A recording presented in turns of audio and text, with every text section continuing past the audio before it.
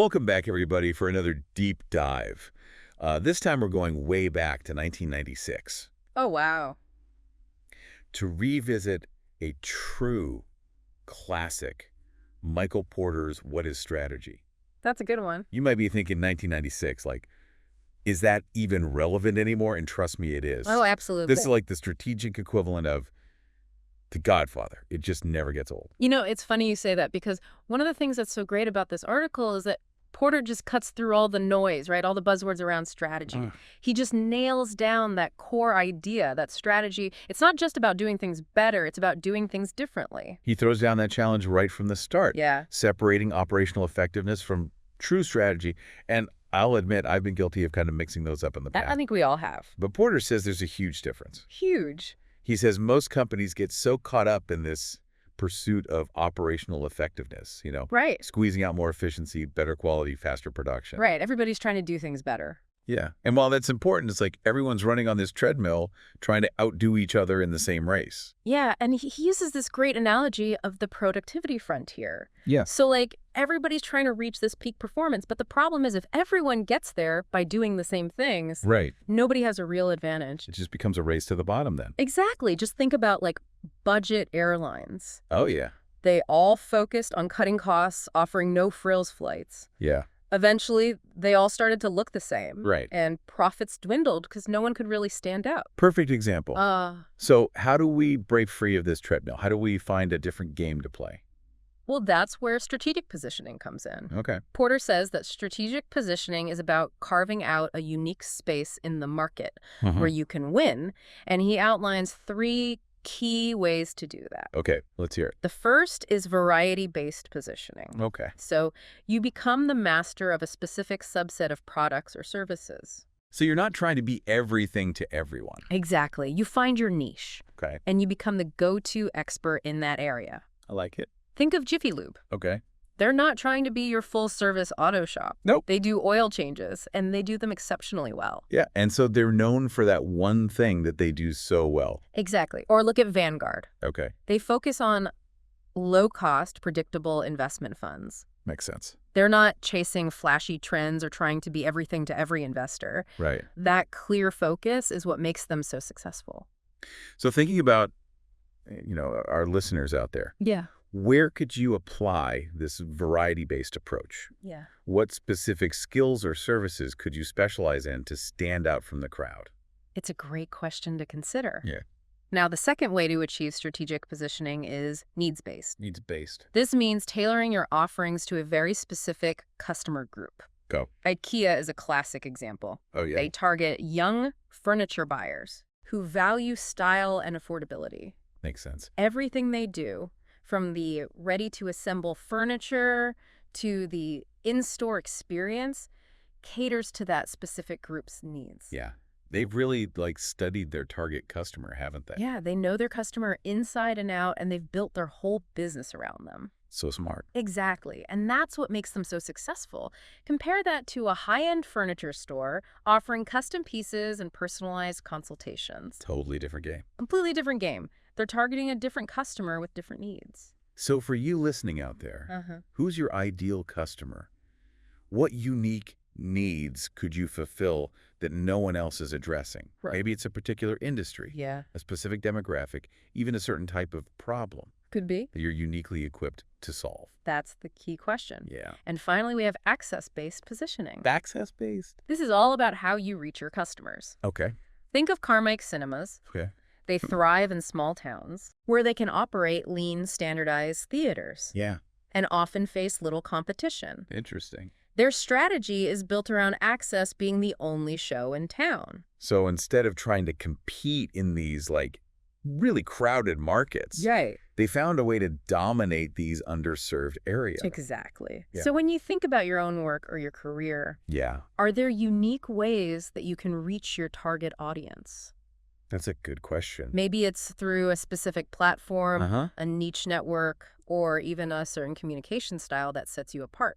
These are all really thought-provoking points. Yeah. It's about finding that sweet spot where you can truly shine. Yeah. But Porter doesn't stop there. He doesn't. He says it's not enough to just choose what to do. Right. You also have to choose what not to do. You do. And that's where the concept of trade-offs comes in. And that's what we'll explore next. Ooh, can't wait. Buckle up. All right. So trade-offs, they're essential to a strong strategy. You know, you can think of it like a sculptor chipping away at a block of marble. Oh, I like that. They're not just adding material. Right. They're removing it to reveal the form within. So it's about focus. It is focus. Saying no is just as important as saying yes. Absolutely. It's about focusing your energy and your resources on what truly matters. Exactly. A sustainable strategy demands making those tough choices. You can't be all things to all people. Right. You can't please everybody. You can't, and Porter gives a great example of what not to do. Okay. Continental Light. Oh, yeah. They tried to straddle both the low-cost and full-service airline models. Ooh, that's tough. Yeah, they ended up a confused mess. Yeah. They couldn't match Southwest's efficiency or the amenities of the full-service carriers. So they were stuck in no man's land. Totally stuck. Trying to please everybody and ending up pleasing no one. It's a classic strategic blunder.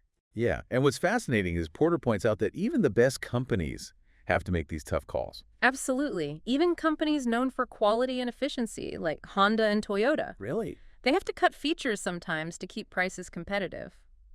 Wow. So it's not just about being good, it's about being strategically good. Exactly. Which brings up a question for you listening. Yeah. What trade-offs are you currently avoiding that might actually unlock greater success for you? Right. Like, what could you say no to That's a good question. that would allow you to focus on your true strengths? That is a powerful question to ponder. Yeah, Sometimes our greatest growth comes from recognizing what we need to let go of. it's true. Now, once you've got a unique position and you're embracing trade-offs, how do you bring it all together? How do you make sure it all works? Exactly. That's where fit enters the picture. Fit. It's such a simple word, Right. but in the context of strategy, it's loaded with meaning. It really is. Fit is about how all the pieces of your strategy work together. Porter describes it as an activity system where each activity reinforces and enhances the others. He even uses these cool visual maps to illustrate it. So you can actually see it. You All the pieces fitting together. It's like seeing all the gears in a well-oiled machine working in perfect harmony. Yeah. And there are different levels of fit. Okay. The first level is just basic consistency. Go. Each activity should align with your overall strategy. So if your strategy is low cost, like Vanguard, Right. every activity from minimizing portfolio turnover to direct distribution supports that goal. It all fits together. It's like making sure everyone in the orchestra is playing the same tune. A perfect analogy. I like that. Then we have the second level of fit, Okay. where activities actually reinforce each other. Okay. Look at Neutrogena. Okay. They market their products to dermatologists building a medical reputation. Right. Then they partner with upscale hotels, Interesting. reinforcing that image of quality and exclusivity. Oh, so one activity amplifies the other. Exactly. It's a brilliant strategy. It really is. And finally, there's third order fit, Third order. where you optimize effort across the entire system. Okay. The Gap's rapid restocking system is a great example. Okay. They minimize in-store inventory Right. while ensuring popular items are always available. So smart. It's a system working at peak efficiency. Wow. So thinking about your own work, Yeah. how well do the different parts fit together? Are there any areas where things are working at cross purposes? Good question. Could you achieve a higher level of fit by changing how certain activities are performed Yeah. or how information is shared? These are crucial questions. They are, but, as Porter points out, Yeah. even with a brilliant strategy, Uh-huh. there's a trap that many fall into. Oh, no, a trap. The growth trap. But the growth trap, what is that? It's about the pressure to grow at all costs. Okay. And this pressure often leads companies to stray from their core strategy. Oh, so it can actually be detrimental They to can- growth, to just focus on growth. Absolutely. They add products, they chase every new trend, Yeah. they try to be everything to everyone. They lose their focus. They do, and they dilute their unique advantage. So it's like they get so focused on getting bigger Right. that they forget what made them special in the first place. Exactly. They end up with this jumbled mess of activities that don't fit together, Right. and their competitive edge just fades away. So how do we avoid this trap? How do we stay true to our strategy while still growing? Right? Because growth is important. It is. Porter's advice is to focus on deepening your existing position Okay. rather than broadening it haphazardly. So going deep, not wide. Exactly. Instead of chasing every opportunity, Yeah. double down on what makes you unique. That makes a lot of sense. It's like mastering your craft, becoming the undisputed expert in your niche. But that takes discipline. It does, especially in today's fast-paced world where everyone's clamoring for the next big thing. Right. And Porter really emphasizes the critical role of leadership in maintaining that strategic focus. Yeah.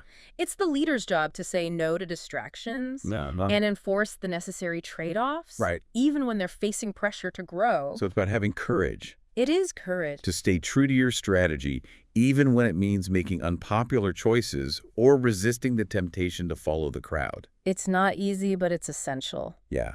And that brings us to another vital point. Okay. Leadership isn't just about setting a strategy. Right. It's about making sure everyone understands and embraces it. Absolutely. A strategy is only as good as its execution. Right. And that requires clear communication alignment and a shared understanding of the choices being made. It's like a sports team, right? Yeah, Everyone needs to know the game plan they do. and their role in making it work. Absolutely. Otherwise, you've got chaos on the field. You know, it's amazing how these concepts, even though they're focused on companies, they can apply so directly to our own lives. Yeah, absolutely. Like we each have our own internal company Right, our own personal strategy. that we're trying to lead. Absolutely. And just like a company needs a strong leader, you need to be the CEO of your own career. It's a great way to put it. No more waiting for someone to hand you the perfect plan. You have the power to shape your own success. I love that.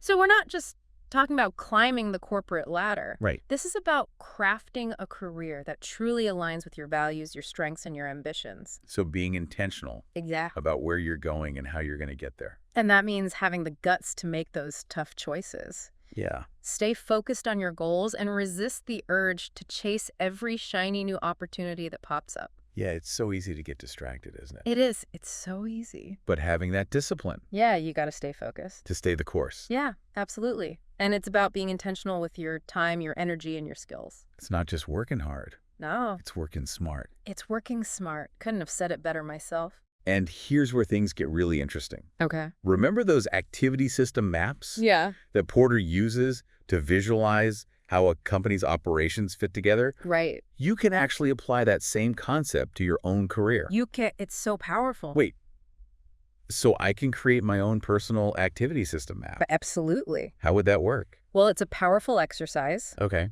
First, you identify your core strengths, Okay. the activities you excel at and genuinely enjoy. So these are like my competitive advantages. Exactly. Yeah. So things like problem solving, communication, creativity. I understand the skills. Precisely. Okay. Then you map out your long-term goals where you want to be in 5, 10, and maybe even 20 years. So I've got a destination in mind. Exactly. Okay, so I've got my strengths, I've got my goals laid out. What's next? Now you look for ways to create fit between those two elements. Okay. How can you leverage your strengths to achieve those goals? I like it. This is where you start making strategic choices about what activities to focus on and which ones to maybe let go of. Ooh, that letting go part is hard. It's hard, but it's necessary. Right. Remember those levels of fit we talked about? Yeah. First order, making sure everything aligns. Right. Second order, finding activities that reinforce each other. Yeah. And third order, optimizing the whole system. Exactly. Okay, got to get all the levels working. You got it. And so you'd ask yourself, are the things I'm doing each day moving me closer to my long-term goals? That's the question. Right? That's the question. If not, maybe it's time to reevaluate Exact. and make some adjustments. It's all about being deliberate Yeah. and shaping your career path with intention. This is blowing my mind. I'm already thinking about how I can apply this to my own work. I know, right? But it does require a certain level of self-awareness, doesn't it? It does. Really understanding your strengths and weaknesses. That's where the real growth happens. Yeah. By taking the time to honestly assess your skills and aspirations, Right. you can create a career that's both successful and fulfilling. That's the dream. And remember, just like a company needs to adapt to changing market conditions. Right. You need to stay flexible and be willing to adjust your personal strategy along the way. So important. This has been such an insightful deep dive. It really has. I feel like I've gained a whole new perspective on what it means to be strategic, Yeah. not just in business, but in life. Porter's What is Strategy? It's truly a gift that keeps on giving. It really is. It challenges us to think differently, to make tough choices, and to constantly strive for that unique fit between our actions and our aspirations. So to wrap things up for you listening, Yeah. here's our challenge. Seek out Porter's article. Yeah, read it. and see what aha moments it sparks for you. You'll find some. And if you're feeling really ambitious, why not sketch out your own personal activity system map? I love that idea. It might just be the key to unlocking a whole new level of clarity and purpose in your journey. It could be life-changing. Strategy is not just a business concept. It's a way of thinking, a way of approaching challenges, Yeah. and making choices that lead to a more meaningful and successful life. Well said. Until next time, keep diving deep and keep striving for that strategic edge in both your work and your life.